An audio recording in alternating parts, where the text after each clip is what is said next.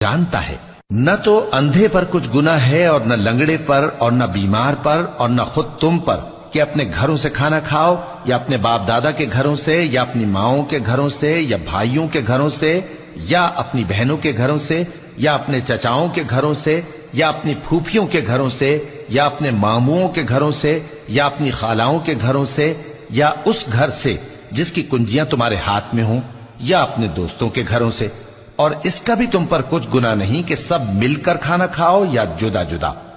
پھر جب گھروں میں جایا کرو تو اپنے گھر والوں کو سلام کیا کرو، یہ اللہ کی طرف سے مبارک اور پاکیزہ تحفہ ہے۔ اس طرح اللہ اپنی آیتیں کھول کھول کر بیان فرماتا ہے تاکہ تم سمجھو۔ مومن تو وہ ہیں جو اللہ پر اور اس کے رسول پر ایمان لائے، اور جب کبھی ایسے کام کے لیے جو جمع ہو کر کرنے کا ہو پیغمبر کے پاس جمع ہوں تو ان سے اجازت لیے بغیر چلے نہیں جاتے۔